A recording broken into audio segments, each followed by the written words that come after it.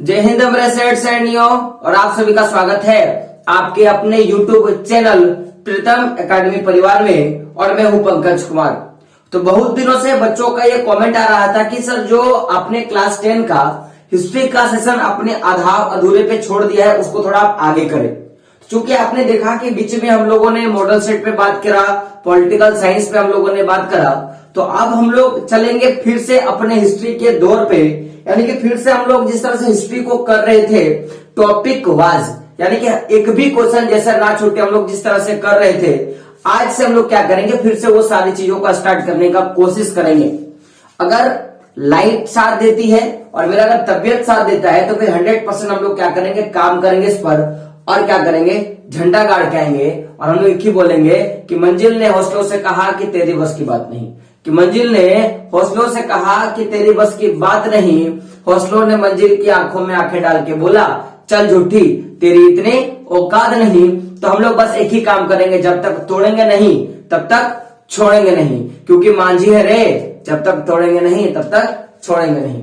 तो बात करेंगे चैप्टर पे। तो आज का चैप्टर क्या है, भूमंडलीकृत विश्व का बनना, यानी कि हिस्ट्री पे हम लोग बात करेंगे। क्लास 10 के हिस्ट्री पे हम लोग बात करेंगे और ये सेकंड टर्म के हिसाब से लिखा जाए तो इंपॉर्टेंट चैप्टर है मेरे हिसाब से, क्योंकि आपको पता होगा कि सेकंड टर्म में 2 चैप्टर से क्वेश्चन पूछे जाएंगे, एक तो भूमंडलीकृत विश्व का बनना और दूसरा औद्योगिकरण युग से क्वेश्चन जो है पूछे जाने वाले हैं।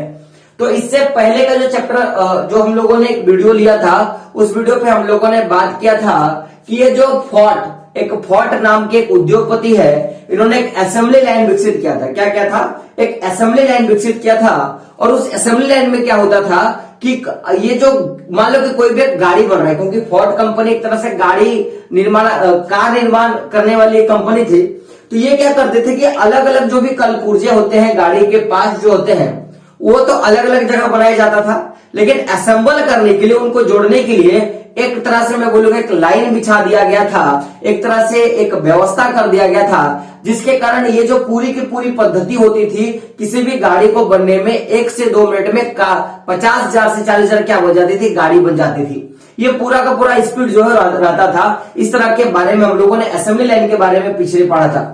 तो अब हम लोग चलेंगे असेंबली लाइन के आगे लेते हुए। तो एक क्वेश्चन आता है आपका कि ये बताइए कि जो फोर्ट है, यानी कि जो भी फोर्ट ने जो भी असेंबली लाइन बनाया, तो क्वेश्चन क्या आएगा कि फोर्ट द्वारा अपनाई गई उत्पादन पद्धति का अमेरिका तथा यूरोप में क्या प्रभाव पड़ा। इस तरह का क्वेश्चन आता है, क्योंकि इस बार सेकंड टर्म का एग्जाम होगा, आपको पता होगा, और ये कहां से जो क्वेश्चन दागेगा ये आपको खुद ही नहीं पता। तो पूरा का पूरा हम लोग इस तरह से तैयारी करेंगे ताकि एक भी क्वेश्चन जो है हमारा छूटे नहीं। हम लोग इस तरह से क्या करेंगे, तैयारी करने का कोशिश करेंगे। तो क्वेश्चन आपको समझ में आ गया कि पूछा जाएगा, बताइए फोर्ड द्वारा अपनाया गया जो असेंबली लाइन का जो पद्धति था, जिसमें कारों को बहुत जल्दी निर्माण कर दिया जाता था, तो इस पद्धति का अमेरिका और यूरोप का जो देश है इसमें किस तरह का प्रभाव जो है देखने के लिए मिला, ऐसा आपका क्वेश्चन पूछा जा सकता है।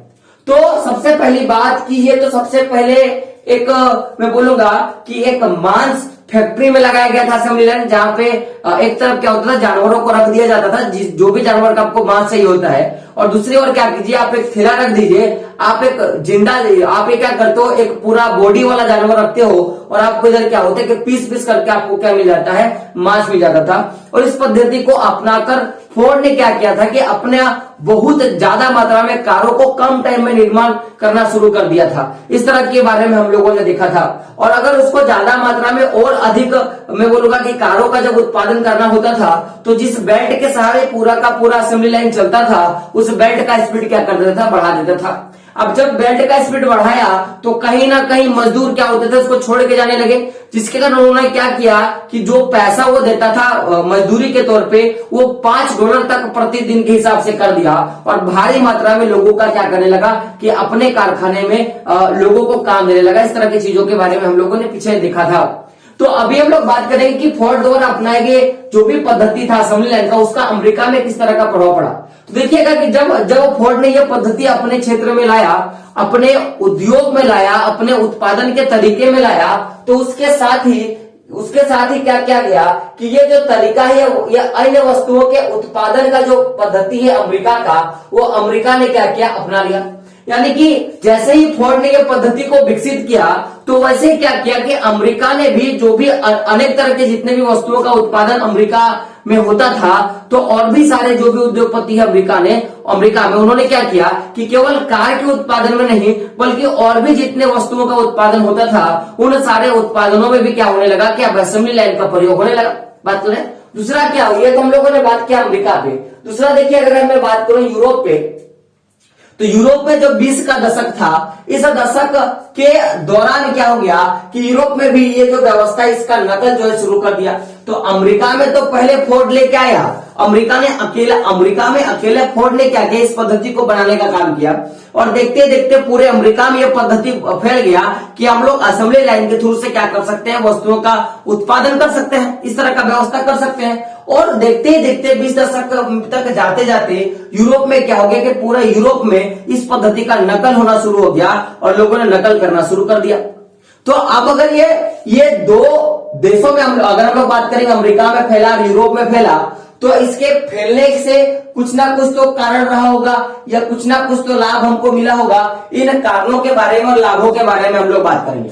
तो सबसे पहले देखिएगा कि सबसे पहला कारण कि भाई आखिर क्या कारण था कि पूरा अमेरिका इसको अपनाना चाहता था या यूरोप इसको अपनाना चाहता था, ऐसा क्या कारण था। तो बात करेंगे पहले कारण पे, तो देखिएगा कि बृहत उत्पादन पद्धति ने, ये जो कि बहुत ज्यादा मात्रा में लोग उत्पादन कर सकते हैं, इस बृहत उत्पादन पद्धति ने जो भी इंजीनियरिंग आधारित जितने भी उत्पादन के चीजें होते हैं उनमें जो लागत लगता था, जो कॉस्ट लगता था, उसको कहीं ना कहीं क्या किया, कम कर दिया। क्या किया, कहीं ना कहीं कम कर दिया। यानी कि ऐसे वस्तुएं जिनका उत्पादन में जो भी इंजीनियरिंग की वस्तु होती है, जैसे मैं गाड़ी का बात करूं, टीवी का बात करूं, वॉशिंग मशीन का बात करूं, है ना, और फ्रिज का बात करूं, तो ऐसी जितनी भी सारी वस्तुएं हैं, जैसे चाहे मैं मोबाइल फोन का, उसमें मोबाइल फोन हुआ नहीं करता था, तो इस ऐसी जितने भी सारी वस्तुएं हैं जो भी इंजीनियर के द्वारा बनाया जाता था, तो इनके उत्पादन में बहुत ज्यादा पैसा खर्चा होता था। लेकिन जब ये असेंबली लाइन बन गया तो उससे कहीं ना कहीं ये जो इंजीनियरिंग आधारित जितने भी चीजें हैं उनका लागत जो मूल्य होता है वो क्या हो गया, कम हो गया। पहला क्या हो गया, कम हो गया, पहला फायदा। दूसरा क्या होगा कि बेहतर वेतन के चलते, अब देखिएगा कि उत्पादन कम हो गया तो मैं बोलूंगा कि लागत कम हो गया, यानी कि जाहिर सी बात है कि उत्पादन को बढ़ाया गया तब ना लागत कम हो गया। तो जब उत्पादन को बढ़ाया गया, तो जब बेहतर बढ़ाया गया तो क्या चाहिए, लोग ज्यादा मात्रा में लोगों की आवश्यकता होती थी, तो बेहतर वेतन के चलते क्या हो गया कि अब बहुत सारे मजदूर क्या करने लगे कि कार जैसी, समझेगा, कि कार जैसी टिकाऊ जो उपभोक्ता की जो वस्तुएं होती हैं उनको क्या कर सकते थे, खरीद सकते थे, क्योंकि वेतन जो है वो $5 से ऊपर का हो चुका था एक यूरोप के, मैं बोलूंगा एक अमेरिकी नागरिक का।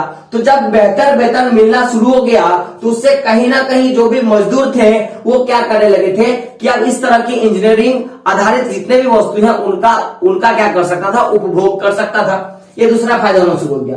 तीसरा क्या फायदा शुरू हुआ कि 1919 में अमेरिका में लगभग देखा जाए तो 20 लाख कारों का उत्पादन होता था 1920 में, यानी कि 1920 का पूरा जो साल था, उस साल में लगभग इन्होंने कितना किया था कि 20 लाख कारों का उत्पादन किया था। लेकिन 1930 जब 1930 का सामने आया, यानी कि 1929 तक जब तक आया, तो इस 1929 से लेके 1930 तक का पूरा जो काल है, यानी कि जो पूरा का पूरा एक साल है, इसके बाद जो भी कार है उसमें ये 20 लाख से कितना हो गया, 50 लाख प्रति वर्ष के ऊपर से क्या हो गया, पहुंच गया। तो जाहिर सी बात है कि अगर पहले 1919 में 20 लाख कारों का उत्पादन हुआ करता था, अब 1929 में यह बढ़कर कितना हो गया, 50 लाख कार प्रति वर्ष हो गया। तो कहीं ना कहीं जब लोगों का वेतन सुधरा तो उसके चलते जो भी मजदूर हो गए वो कार जैसे टिकाऊ सामान जो है उसको खरीदने पे ज्यादा फोकस करने लगे। तो कहीं ना कहीं असेंबली लाइन का एक प्रभाव ये था। अब बात करेंगे चौथा, तो इसके साथ ही देखिएगा कि जब लोगों का वेतन बढ़ता है तो उसके साथ साथ लोगों की जरूरतें भी बढ़ती है। लोग जानते हैं ना कि जब लोगों का इनकम बढ़ता है तो साथ साथ उसकी जरूरत की वस्तुएं भी क्या होती है, बढ़ने लगती है। तो जैसे ही इनकम बढ़ा तो भाई लोग तो कार तो खरीदना शुरू कर दिए और इसके साथ साथ क्या करने लगे, जो भी फ्रिज होते हैं, वॉशिंग मशीन होते हैं, रेडियो हो गया, है ना, ग्रामोफोन प्लेयर्स हो गया, तो ये जो सारे चीजें होते हैं उनको भी क्या करने लगे, खरीदने लगे। तो पूछा जाएगा कि बताइए ये जो असेंबली लाइन है उसका अमेरिका में किस तरह का प्रभाव और यूरोप में किस तरह का प्रभाव देखने के लिए मिला, तो आप आराम से ये सारी चीजें लिखोगे तो आपको क्या होगा, नंबर मिल जाएगा। तो आप मेरे को ये बताओ कि जितने भी मजदूर लोग थे हम लोगों ने देखा कि वो भी क्या करते थे कि कारों को और जो भी इंजीनियरिंग आधारित उत्पादक वस्तुएं हैं उनको खरीदना शुरू कर दिए। तो क्या इनको ये जब खरीदते थे तो क्या ये डायरेक्ट पैसा नहीं होता, जैसे कि मान लो कि अभी हम लोग दो चीज आते हैं, एक तो हार्ड किस होता है मैं बोलूंगा कि मान लो कि किसी टीवी का दाम 5,000 रुपए है, तो हम लोग क्या करते हैं उस टीवी का डायरेक्ट 5,000 रुपए देते हैं, उसको लेके आ जाते हैं। और कभी कभी क्या करते हैं उसको किस्त पे देने का काम करते हैं, यानी कि उसको किस्त पे हम लोग क्या करते हैं, पैसा चुकाने का काम करते हैं। तो क्या जब पहले ये जो सारे वस्तुएं खरीदी जाती थी, जैसे कार हो गया, वॉशिंग मशीन हो गया या टीवी हो गया, ये जो सारी चीजें होती जब खरीदी जाती थी, तो क्या तब भी पैसे जो है डायरेक्ट दिए जाते थे, यानी कि जितना अगर कार का दाम 50,000 रुपया है तो क्या 50,000 रुपया दे दिया जाता था? क्या टीवी का दाम अगर 80,000 है तो क्या 80,000 दे दिया जाता था? इस तरह की चीजों की बात करेंगे। तो ये जो सारे चीजें होते हैं, जो भी चीजों के बारे में हम लोगों ने देखा, जो भी इंजीनियरिंग आधारित उत्पाद के वस्तु होते हैं, ये प्राय क्या किया जाता था कि हायर परचेज से खरीदे जाते थे। कैसे? हायर परचेज से खरीदे जाते थे। अभी हायर परचेज होता क्या, इस पे बात करेंगे। क्वेश्चन बनता है आपका कि बताइए कि जितने भी इंजीनियरिंग आधारित उत्पाद के वस्तुएं थे, क्या अमेरिका में या मैं बात करूंगा कि यूरोप में ये किस तरह से खरीदे जाते थे? तो आप क्या बोलोगे? हायर परचेज के हिसाब से। हायर परचेज यानी कि आपका जितना लागत है, यानी कि आप जितना कमा रहे हो उस इनकम से आपने क्या करा कि ज्यादा का कोई वस्तु खरीद लिया। जैसे कि अगर मैं किसी महीने में अगर मैं 12,000 रुपया महीना कमाता हूं, सपोज दैट, तो मैं 12,000 का वस्तु तक ही खरीद सकता, लेकिन मैं 12,000 का वस्तु ना खरीदकर मैंने क्या किया, 12 लाख का मैंने वस्तु खरीद लिया। कितना खरीद लिया? 12 लाख का मैंने वस्तु खरीद लिया। तो अगर मैं 12 लाख का मैं वस्तु खरीदूंगा तो कहीं ना कहीं मेरे इनकम से क्या होगा, 10 गुना होगा। 10 गुना से ज्यादा देखोगे तो भाई 100 गुना के आसपास में आप देखोगे कि इतना मेरे को क्या चाहिए, पैसे चाहिए, तब मैं चुका पाऊंगा। तो इन केस मुझे अगर कोई सामान खरीदना है तो मैं उस समय क्या करूंगा, तो उस समय मैं क्या करूंगा, हायर परचेज विधि से खरीदूंगा। कैसा परचेज? हायर परचेज विधि से खरीदूंगा। यानी कि मैं क्या करूंगा कि मैं अपना जो भी मैंने जितने भी लागत से जो भी मैंने वस्तु खरीदा, मैं उसको क्या करूंगा कि उसको मैं साप्ताहिक आधार पे या मासिक किस्तों पे क्या करूंगा, मैं उसको चुकाने का काम करूंगा। तो इस व्यवस्था के तहत तो लोग क्या करते थे कि जो भी वस्तुएं खरीदते थे, जो भी चीजें खरीदते थे, उनको कर्ज पर खरीदते थे। एक प्रकार का कैसा? कर्ज पे खरीदते थे। और उनकी कीमत जो होती है, जो भी लोग खरीदते थे, वो साप्ताहिक या फिर क्या करते थे, मासिक किस्त पे क्या करते थे, उसको चुकाने का काम करते थे। तो आप देखिएगा बोला गया, तो ये तो सारी चीजें हैं। तो ये सारी चीजों का डिमांड कब बढ़ा? जैसे फ्रिज का डिमांड कब बढ़ा, वॉशिंग मशीन का डिमांड कब बढ़ा, रेडियो का डिमांड कब बढ़ा, इस तरह का क्वेश्चन आ सकता है। तो ऐसी वस्तुओं का निर्माण के लिए मांग ज्यादा तब बढ़ना शुरू हो गया जब मकानों का निर्माण शुरू हुआ। किसका? मकानों का निर्माण शुरू हुआ। और उस समय की व्यवस्था जो थी, हमारा हायर परचेज जो व्यवस्था था, इस व्यवस्था के तहत मकानों का भी क्या होने लगा, निर्माण होने लगा। और लोग क्या करते थे कि कर्ज लेकर भी और क्या करते थे कि जो भी मकान होते थे उनको बनाना शुरू कर दिया। तो अब अगर लोग मकान बनाएंगे तो मकान में जितने भी सारे जरूरत की चीजें होते हैं उनका भी उत्पादन साथ साथ में बढ़ना शुरू हो गया। क्योंकि वैश्वीकरण प्रभाव हमें क्या सिखाता है कि कोई एक चीज का अगर विकास होता है तो उसके साथ साथ जो भी चीजें जुड़ी होती है उनका भी साथ साथ में क्या होता है, विकास होना शुरू हो जाता है। जैसे अगर आप एक फोन ले रहे हो तो फोन के साथ आपको सिम लेना पड़ेगा, फोन के साथ आपको चार्जर लेना पड़ेगा, तो ऐसे फोन के साथ आपको हेडफोन लेना पड़ेगा। तो ऐसे चीजों का भी क्या होने लगा, विकास होने लगा। तो जब लोग हायर परचेज विधि से घरें बनाने लगे, घरों का निर्माण करने लगे, आवासों का निर्माण करने लगे, तो उससे कहीं ना कहीं घरों से संबंधित जो भी वस्तुएं होते हैं, जैसे फ्रिज हो गया, वॉशिंग मशीन हो गया, रेडियो हो गया, है ना, ग्रामोफोन प्लेयर हो गया, तो ये जो सारे उत्पादन है, इंजीनियरिंग उत्पाद है, उनका भी मांग क्या हुआ, कहीं ना कहीं बढ़ने लगा।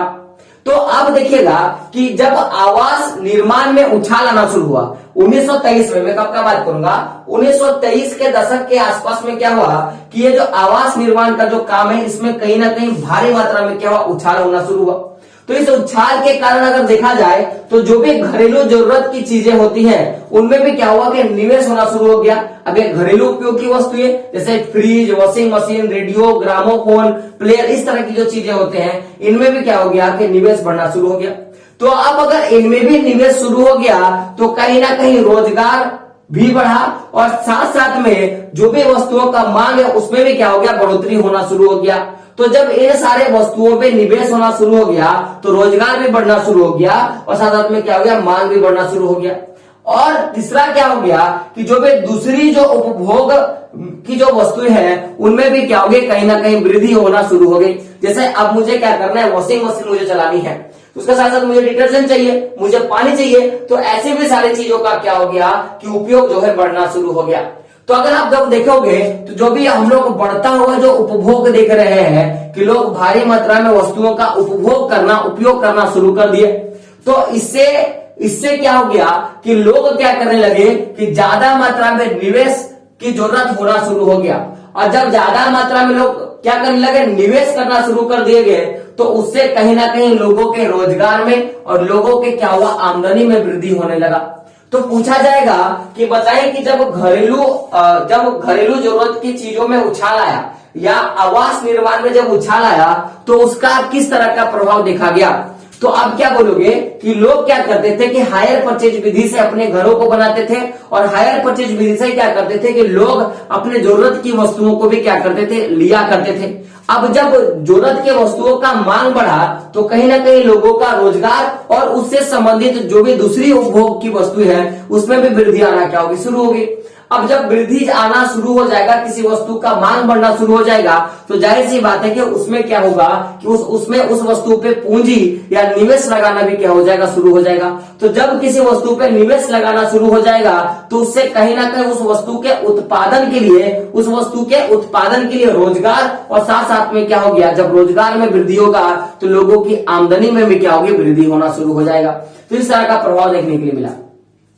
अब देखिएगा कि अब 1923 में कब का बात कर रहा हूं, 1923 के बाद क्या हो गया कि जिस तरह से अमेरिका में ये बृहद उत्पादन प्रणाली का विकास हुआ, लोग आवासों का निर्माण करने लगे, लोग क्या करने लगे कि हायर परचेज विधि के द्वारा भवनों का निर्माण करने लगे और अपने वस्तुओं का ज्यादा मात्रा में प्रोडक्शन करने लगे, उत्पादन करने लगे। तो जिसके कारण अमेरिका क्या बन गया, एक बड़ा कर्जदाता बन गया, कर्ज लेनदार नहीं। क्या हो गया, एक टाइम ऐसा आया कि अमेरिका सबको कर्ज देना क्या किया, शुरू कर दिया कि लो मैं तुमको पैसा देता हूं, आप क्या करें, वस्तुओं का उत्पादन करें, मैं आपको पैसा देता हूं, आप क्या करें, आप वस्तुओं को क्या करें, उत्पादन करें। इस तरह की जो पद्धति है वो अमेरिका करना शुरू कर दिया।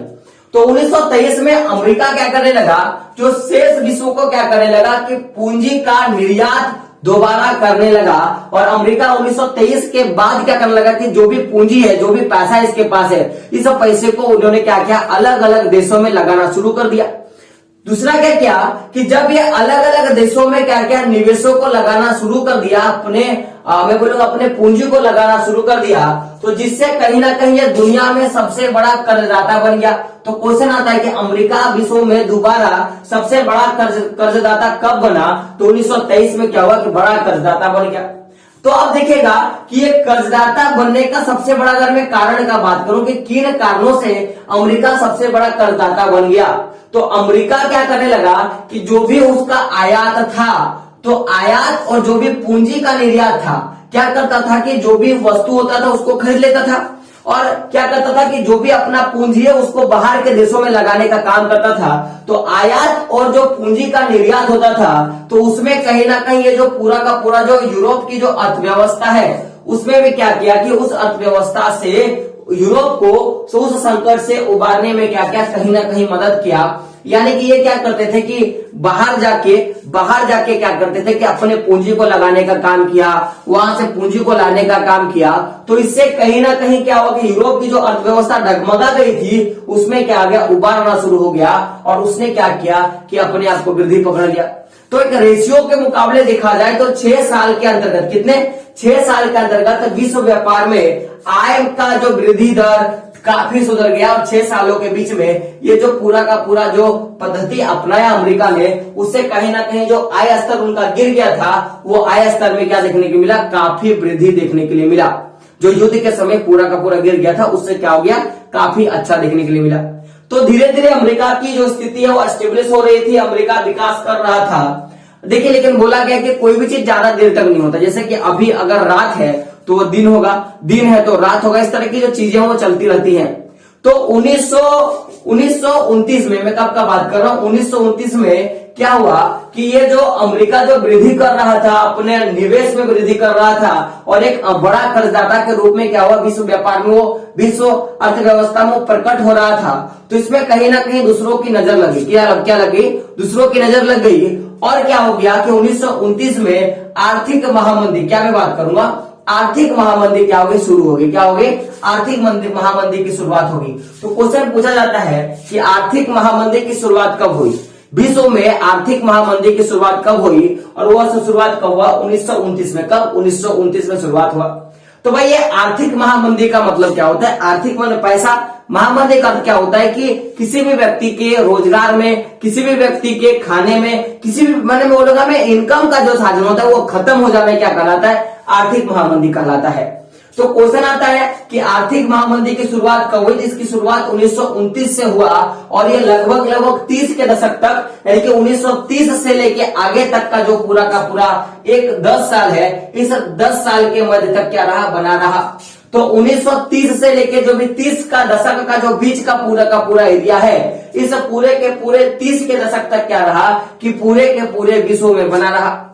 अब आप समझिएगा कि जब ये आर्थिक महामंदी हुआ तो इस आर्थिक महामंदी के कारण दुनिया के ज्यादातर हिस्सों में एक तो उत्पादन में, रोजगार में, आय में, इसको लोग पूंजी भी बोल सकते हैं, क्या पूंजी में, और साथ साथ में किसमें, व्यापार पर क्या मिला, सबसे भारी प्रभाव देखने के लिए मिला।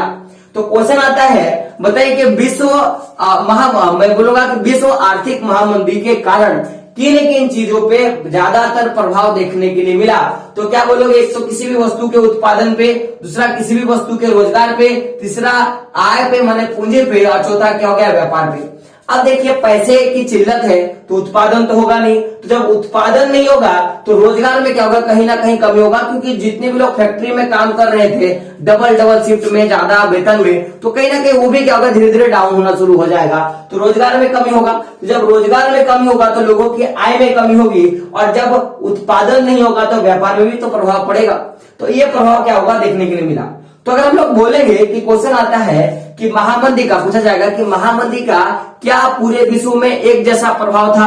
तो देखिए अगर बात करूं तो भाई ये इस महामंदी का समय के हिसाब से और असर के हिसाब से बात किया जाए तो सभी देशों में एक जैसा नहीं था। लेकिन अगर हम लोग बात करेंगे समय के हिसाब से तो एक जैसा नहीं था, कहीं पे किसी टाइम ज्यादा था, कहीं पे किसी टाइम कम था। लेकिन इसका जो असर है महामंदी का वो पूरे विश्व के सभी देशों में देखा गया। भले ही इसका असर एक जैसा नहीं था लेकिन पूरे विश्व में इसका असर देखा गया। तो आप समझिएगा, अगर मैं बात करूं सबसे ज्यादा प्रभाव का, कि बताइए कि सबसे ज्यादा महामंदी का जो प्रभाव है वो किसमें देखा गया।